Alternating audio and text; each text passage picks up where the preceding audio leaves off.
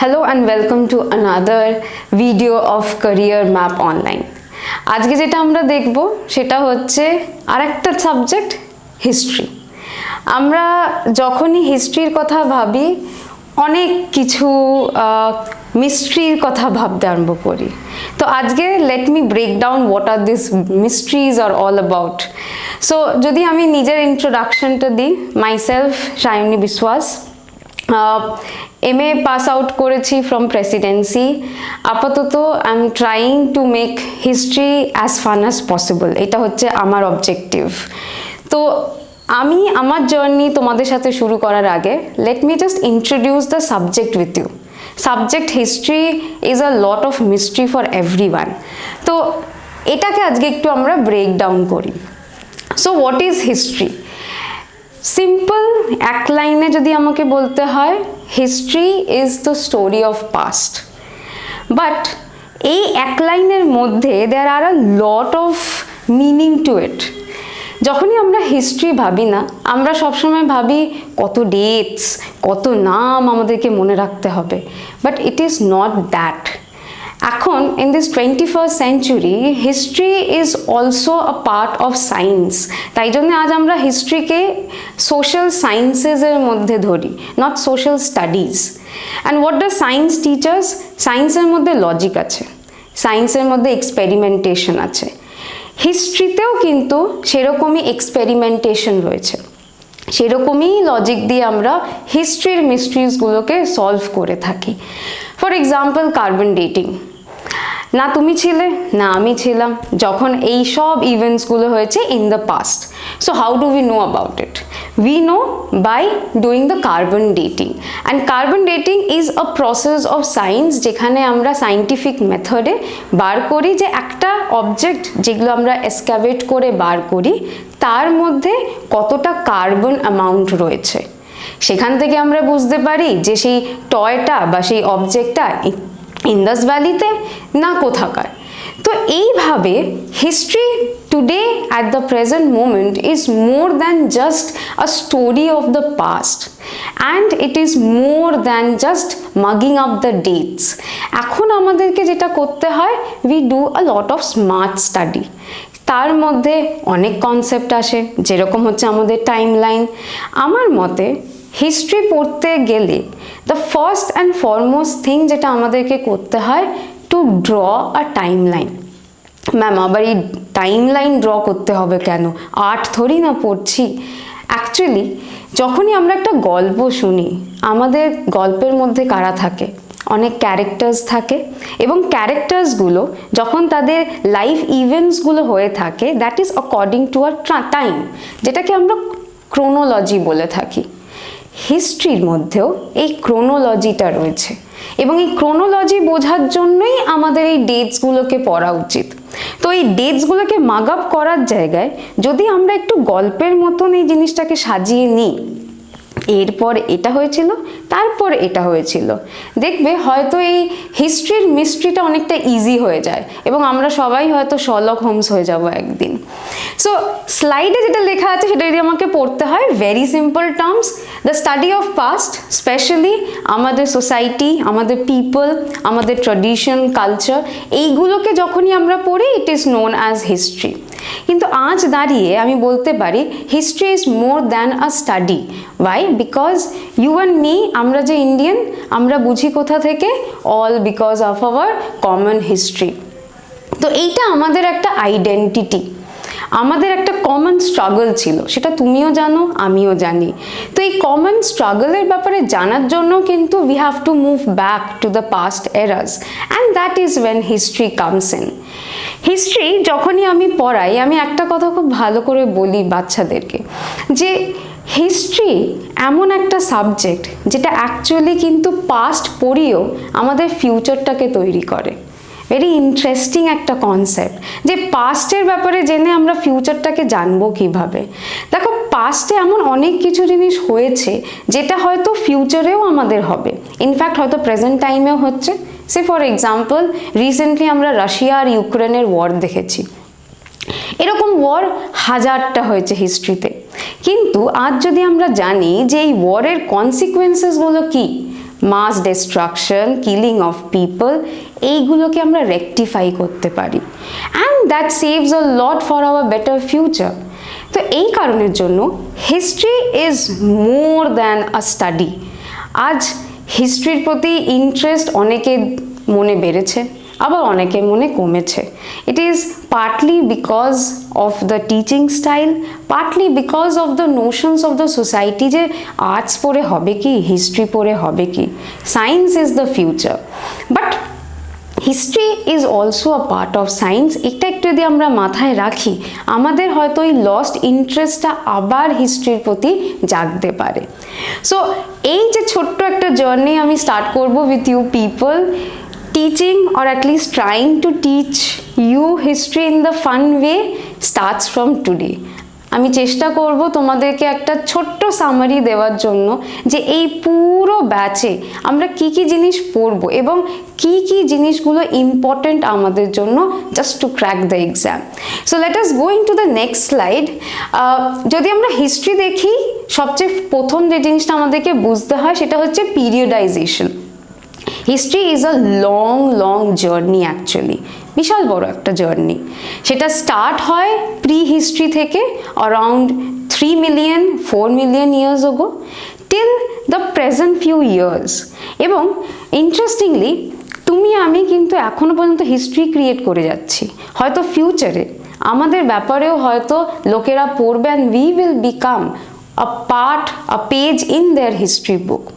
So periodization এর যদি আমি কথা বলে থাকি, there was a very famous man, যার নাম হচ্ছে James mill.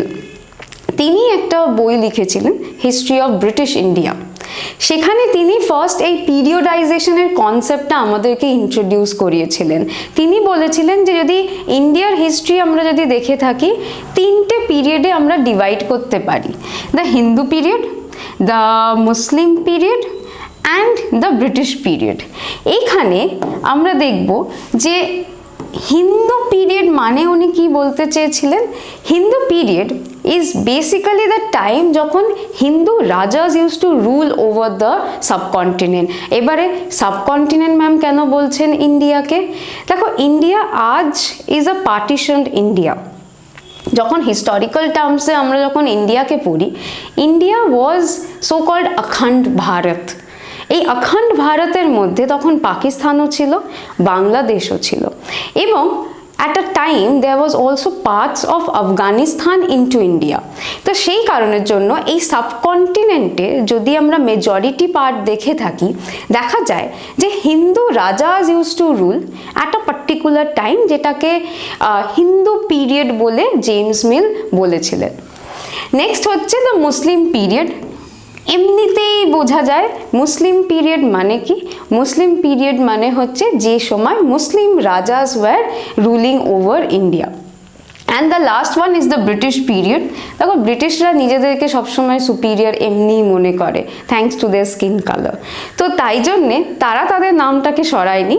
The period when they came thanks to Vasco da Gama in the year of 1498 to open the sea route to India। এরপর থেকে প্রায় ইউরোপিয়ানসরা অ্যান্ড ফাইনালি ব্রিটিশরা এসেছিল আমাদের ইন্ডিয়াতে। 1600 marks the coming of the British and it also marks the start of the period of the Britishers। তো এই কারণের জন্য এই সময়ের পর থেকে the so called 17th century and onwards আমরা দেখি যে it is known as the British period। যখন ব্রিটিশ আমাদের ইন্ডিয়াতে এসে they started conquering lands, expansion হচ্ছে, and আস্তে আস্তে কিভাবে ইন্ডিয়া একটা কলোনি তৈরি হয়ে যাচ্ছে। কিন্তু আজকালকার contemporary historians they did not like this periodization of James Mill। James মিলের periodization is way more religious এবং কোথাও না কোথাও সেখানে একটা কমন গ্রাউন্ড নেই। তার কারণ যদি আমি ক্রিটিসাইজ করি, এনশিয়েন্ট পিরিয়ড যেটাকে এখন আমরা বলে থাকি, সেখানে কি শুধু হিন্দু রাজাসরাই ছিল? সেখানে কি কোনো বুদ্ধিস্ট, জৈন রাজা ছিল না? সে ফর এক্সাম্পল অশোক। আমরা অশোকের ব্যাপারে অনেক কিছু জানি। এনশিয়েন্ট ইন্ডিয়া মানে আমরা অশোককে বুঝি। তো সেই জন্যে হিন্দু কনসেপ্টটা ডাজ নট ফিট ইনটু ইট।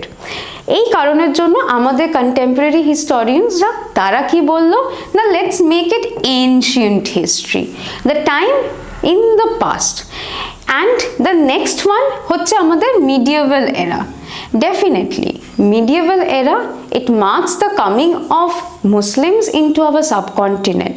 কিন্তু এইটা ভুলে গেলে চলবে না যে যখন দিল্লি সুলতানসরা নর্দার্ন ইন্ডিয়াতে রয়েছে, who were quote and quote Muslims, ঠিক সেই সময় একটা কিন্তু খুব বড় ফ্লারিশিং এম্পায়ার রয়েছে in the south which is known as Vijayanagar, এবং Vijayanagar was a Hindu kingdom.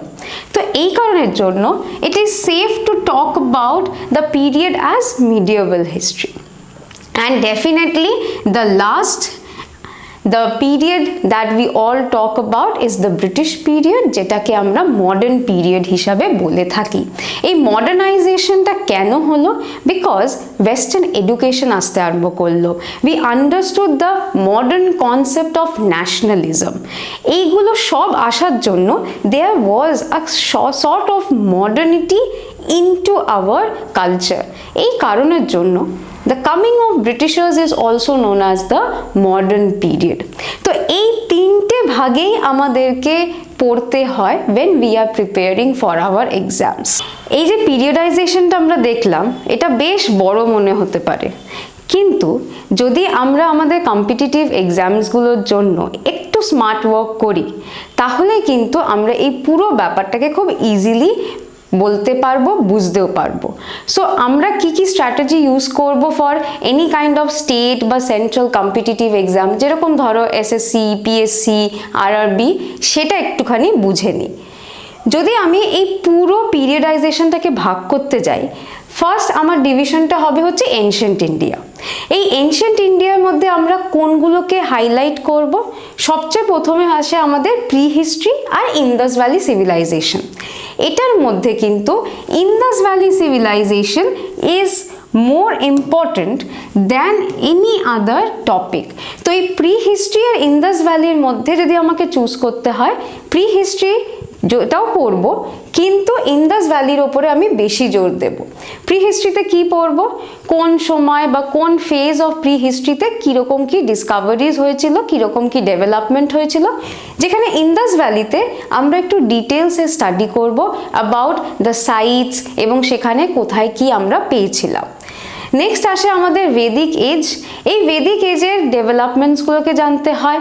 আর তারপরে যেটা ইম্পর্টেন্ট আমাদের জন্য, সেটা হচ্ছে আমাদের মহাজানাপাদাস।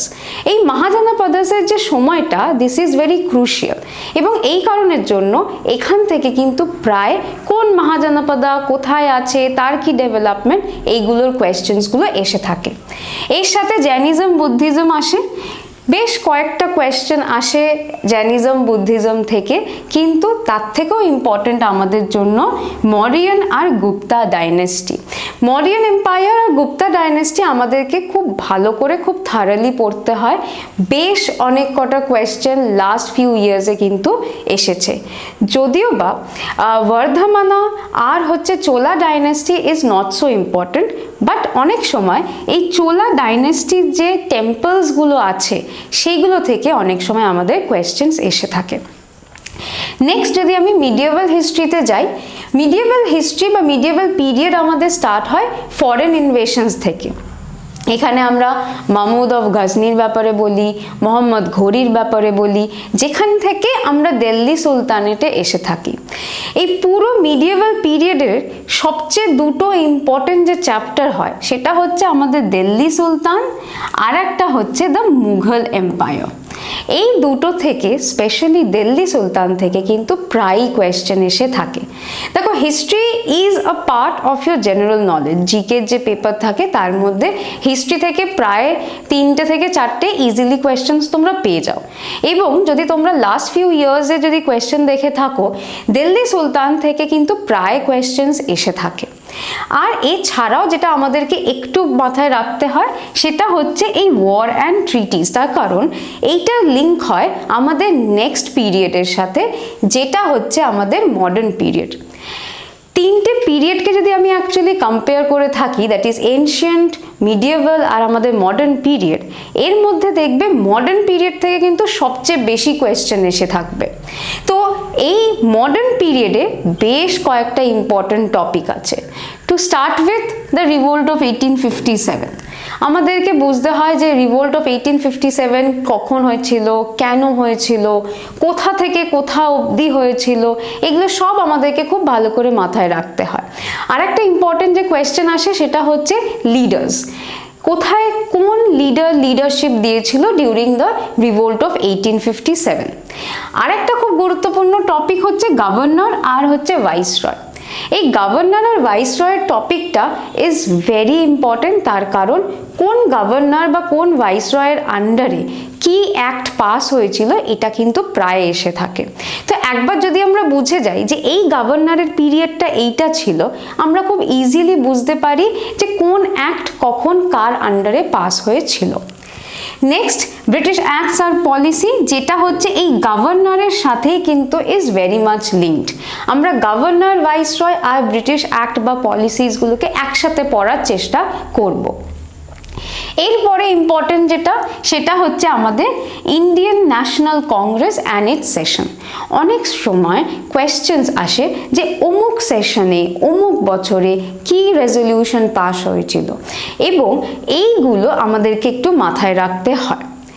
তারপরের ইম্পর্টেন্ট দ্য গান্ধিয়ান এরা, খুব important. Gandhi has always been important to us, এবং গান্ধীর আসা থেকে পার্টিশন হওয়া পর্যন্ত the entire struggle for independence, এখান থেকে সবচেয়ে বেশি কোয়েশ্চেন এসে থাকে। তো এই কারণের জন্য মডার্ন ইন্ডিয়া আমাদের জন্য সবচেয়ে ইম্পর্টেন্ট পোর্শন হবে ফর হিস্ট্রি, স্পেশালি আমাদের কম্পিটিটিভ এক্সামিনেশনের জন্য। এবং এখান থেকে কিন্তু বেশ অনেক কটা চ্যাপ্টার আমাদেরকে থারলি পড়তে হয়। তো যদি আমাকে কনক্লুড করতে হয় ফ্রম অল দ্য 3 পিরিয়ডস, আমরা কি পড়বো, কিভাবে পড়বো, what will be our priority list, যদি আমাকে কেউ জিজ্ঞেস করে ফর দ্য আপকামিং স্টেট বা সেন্ট্রাল কম্পিটিটিভ এক্সামিনেশন, আমি বলবো this will be my list. লিস্টে কে আছে একদম উপরে যদি আমরা দেখি, ফার্স্ট হচ্ছে অ্যাসোসিয়েশনস, নিউজ পেপার্স, বুকস। খুব ছোট ছোট 1 marker can be made from this. কখন কোন অ্যাসোসিয়েশন তৈরি হয়েছিল, কার আন্ডারে তৈরি হয়েছিল, কে কোন নিউজ পেপার স্টার্ট করেছিল, কোন বই লিখেছিল, এগুলো খুব কমন কোয়েশ্চেন আসে, প্রায় এসে থাকে ইন দ্য হিস্ট্রি পেপার। তারপরে হচ্ছে দ্য মডার্ন ফ্রিডম স্ট্রাগল। আমাদের যে ফ্রিডম স্ট্রাগলের পুরো জার্নিটা রয়েছে সেখান থেকে প্রায় অনেক কিছু কোয়েশ্চেন আসে। Say for example Simon commission, Cripps mission, independence act, এইগুলো সব এসে থাকে। নেক্সট যেটা আমি বলেছিলাম গান্ধিয়ান এরা, গান্ধীর সত্যাগ্রহগুলো, মাস মুভমেন্টগুলো ইজ ভেরি ইম্পর্টেন্ট। কোন ইয়ারে কেন করেছিল, who were the founders or who were the leaders, এগুলো কিন্তু প্রায় এসে থাকে। নেক্সট আমরা এনশিয়েন্ট ইন্ডিয়া থেকে দেখতে পারি, সেটা হচ্ছে মৌর্যন ডাইনেস্টি, প্রায় এখান থেকে কোয়েশ্চেন এসে থাকে। Founder of Mauryan dynasty, most important ruler, অশোকের ব্যাপারে এসে থাকে। তারপরে প্রায়োরিটি লিস্টে আমাদের থাকবে হচ্ছে দিল্লি সুলতানেট, অনেক কোয়েশ্চেন এসে থাকে। ইম্পর্টেন্ট সুলতানেট বা হচ্ছে কোন ডাইনেস্টি সবচেয়ে বেশি সময় রাজত্ব করেছে, which is the biggest of the all sultanate dynasty, এগুলো অনেক এরকম কোয়েশ্চেন এসে থাকে। এরপরে আরেকটা ছোট্ট অংশ যেটা তোমরা পাবে তোমাদের অনেক কম্পিটিটিভ বইতে, সেটা হচ্ছে মিসেলেনিয়াস। মিসেলেনিয়াস হচ্ছে কিছু সেই ইম্পর্টেন্ট অ্যাক্টস বা সেই ইম্পর্টেন্ট ইভেন্টস যেগুলো আমরা প্রিডমিনেন্ট এই টপিকসগুলোর ওপরে রাখতে পারি না। They are little different, yet they are a part of modern India. তো সেখান থেকেও কিন্তু অনেক সময় কোয়েশ্চেন্স এসে থাকে। মুঘল এম্পায়ার আর একটা ইম্পর্টেন্ট টপিক ফ্রম মিডিয়েভাল ইন্ডিয়া, প্রায় 2-3টে কোয়েশ্চেন প্রায় এসেছে for the past 5 to 6 years. এছাড়াও হচ্ছে revolt of 1857, governors generals and the viceroy, এটা প্রায় এসে থাকে। কোন গভর্নর জেনারেল কোন অ্যাক্ট পাস করেছিল, সেই সময় ভাইসরয় কে ছিল, কোন ইয়ারে এই গভর্নর জেনারেল কি অ্যাক্ট পাস করেছিল, এইগুলো কিন্তু প্রায় এসে থাকে। এনশিয়েন্ট ইন্ডিয়া থেকে আরও দুটো ইম্পর্টেন্ট টপিক, একটা ডেফিনেটলি আমাদের গুপ্তা এজ, ইন্দাস ভ্যালি আর একটা important topic, and last southern part of India. এই সাউথকে আমরা ইতিহাস থেকে ভুলে যাই অনেক সময়, ইতিহাস সবসময় নর্থকেই প্রেফার করে থাকে, কনসেন্ট্রেট করে থাকে, কিন্তু আমাদের কম্পিটিটিভ এক্সামিনেশনের পেপারটা না। তো আমাদের পেপারে কিন্তু সাউথ ইন্ডিয়াকেও প্রায়োরিটি দেওয়া হয়, প্রাধান্য দেওয়া হয়। তো সাউথ ইন্ডিয়াতে চোলা ডাইনেস্টি তারা কি টেম্পলস তৈরি করেছে সেটা কিন্তু প্রায় এসে থাকে। So this is an overall strategy যেটা আমার মনে হয় if we follow, we can crack any kind of examination with a lot of good marks and a lot of confidence. তো আশা করছি আমার এই ব্রেকডাউনটা যদি তোমাদের পছন্দ হয়ে থাকে, you all will join me with me in this journey, যেটা আস্তে আস্তে আমরা শুরু করব। আর এই ভিডিওটা যদি ভালো লেগে থাকে, যদি তোমাদের মনে হয় যে হ্যাঁ কিছুটা হিস্ট্রির মিস্ট্রিটা সলভ হয়েছে and we can do very good in history, তাহলে please like, comment, share. Hopefully যেরকম তোমাদেরকে হেল্প করছে এই ভিডিওটা, আরও অনেককে হেল্প করবে। সো অন দ্যাট নোট আমি এখানে শেষ করলাম। Thank you so much.